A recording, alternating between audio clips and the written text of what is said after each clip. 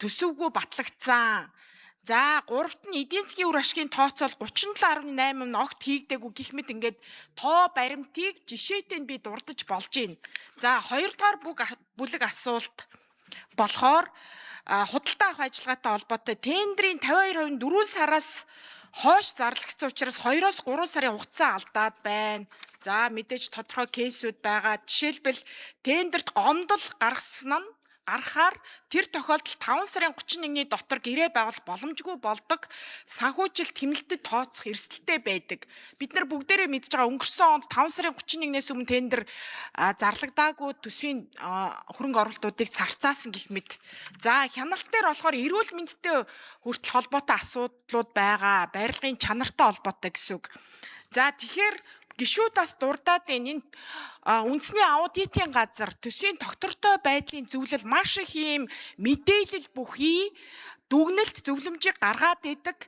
Энийн үр дүн хизээ яаж хэрэгжих вэ? Энэ маань үр дүнгөө цаас болоод хуурчаад агаад бас гишүүд бухимдаад байгаа. Тэгэхээр хариуцлага яаж тооцох вэ гэдэг асуудлууд яригадаад байна. Сая энэ 7 хоногийн нийслэлийн төсвийн сонсгол нэгдэх 2 дахь өдөр энэ 7 хоног зохион байгуулагдсан. Тэрэн дээр улсын төсвөөс гадуур хүртэл хариуцлагагүй байдал яригдсан. Улсын төсвийн алдагдал бүгдээрээ 1.4 их 80 гэж санаа зовж байтал гадуур нь одоо нийслэл дээр төсвийн алдагдал 2.4 их 80 төгрөг хүртэл яригдах нэ.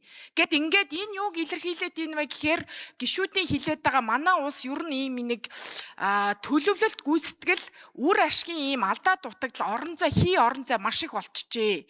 Энийг бүгдээрээ багцлж шинжилж реформын шинжтэй ажил хийхгүй бол болохгүй байна гэдэг ийм ерөнхий дүгнэлт хэлээд асуулт бол жишээлбэл үндэсний аудитын газар төсвийн доктортой байдлын зөвлөл болон төсвийн ерөнхийлөн захирагчдаас одоо бүгдээрээ хаасайгүй мэдж байгаа энэ асуудлуудаа яг яавал шийдэж болохоор байна вэ гэдэг дээр 1-3 саналаа хэлээчээл гээд асуулт асууя. Хариултын дараа тодруулга хий. За баярлалаа. Сая их саадтай нөхцөлд асуулт асуулаа шүү. За үндэсний аудитын газар хариулъя. За яг дэгс ахиулна. 3 минутанда багтааж хариулна. Тодруулж асуувал 1 минутанд багтааж хариулна. Би боломж олгоод хариулуулаад байсан чи одоо ингээд за 3 дахь эндрийн 3.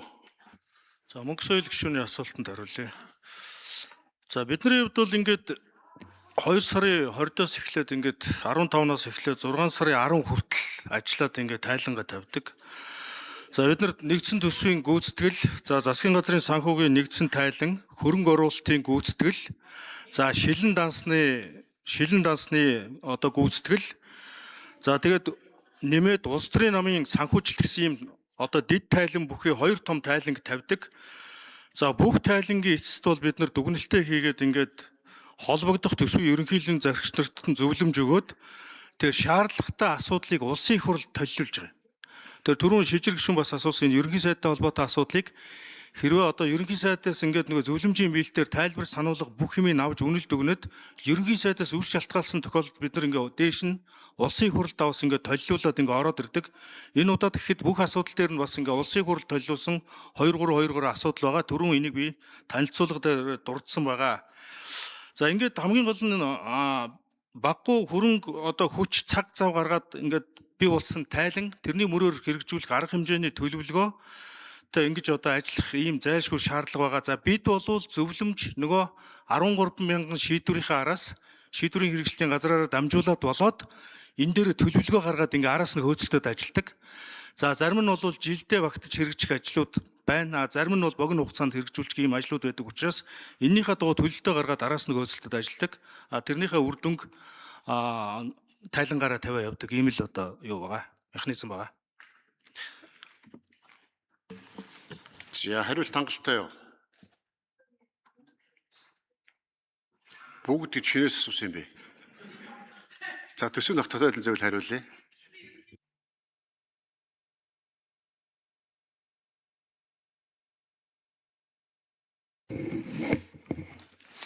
За, төсвийн доктортой байдлын зөвлөл мөнх соёл гишүүний асуултанд хариулъя.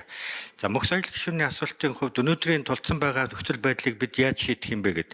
За, энэ дөр түрүүн бид дурдсан, бид бол байнга яг төсвийн болон төс хөгжлийн төлөвлөгөө, дунд хугацааны төсвийн өрөөний мэдээлэлтэй холбоотой яавал сайжруулах вэ гэдэг зөвлөмжүүдийг байнга өгч байгаа. За, эндээс гол гурван зүйлийг дурд гэсэн учраас гурван зүйлийг дурдъя.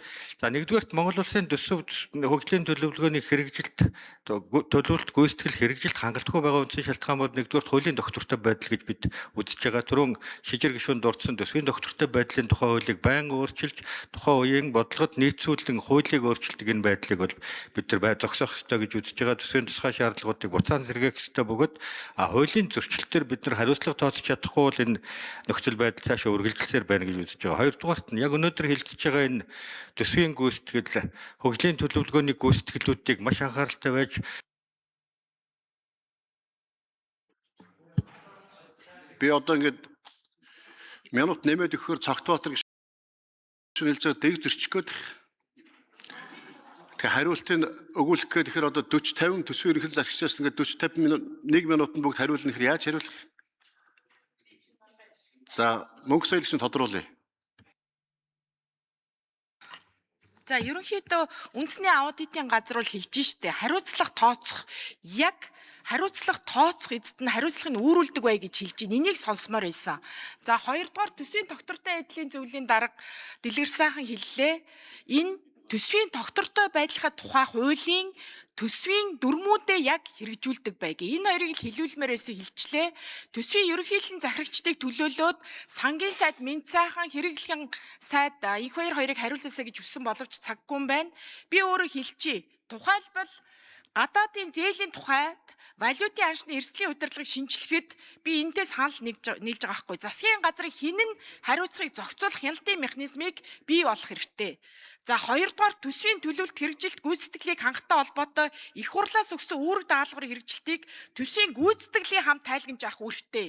Гэт ингээд маш чухал саналууд зөвлөмжүүд байгаа шүү. Дараагийн удаа бүгдээрээ энийг амьдралд бодитоогоор хэрэгжүүлэхийн төлөө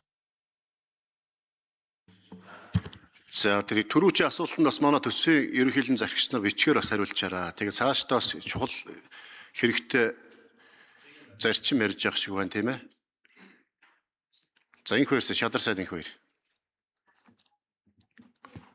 Гүйцэтгэл ягаад дутуу гараад байна, муу гараад байна. Саяхан бид нэр төсвийн хөрөө баталсан. Юу боллоо? Өргөн барьснаас гадуур зураг төсөлгүй, санхүүгийн хүүсэргүй, тооцоо судалгаагүй, ажлын даалгаргүй 206 санал гарсан шүү дээ. Яг л энэ багхгүй юу? Эн чин төсөв дээр хэрэгжилтээр очиод худалдан авалтан дээр унана, хэрэгжилтэн дээр унана, аудит дээр унана. За ингээ хэрэгжилт эцсийн гүйцэтгэлээр ихаар гүйцэтгэл чинь дутуу гараад байна. Тэгээ энийгээ бид эргээд бидрээ өөрөөс асуугаад байгаа байхгүй юу? Би харин Улсын их хурлын гишүүдэд зураг төсөлгүй, санхүүгийн хүүсэргүй ийм төсөл хөтөлбөрийг оруулж ирж батлах гэдгээ болчооч. Тэгвэл засгийн газартай их хурл хариуцлага тооцох болцооч нээгдэнэ. Яг хоёр тал хяналт тавина. Батлагдсан хүрээнд гүйцэтгэлээ хий, аль сал Одоо ингэ хариулаад хахад Цогтбаатар гишүүн та яасан олон хариулвал ингэ дэг зөрчнөө одоо болиё тий. Дасцэргийн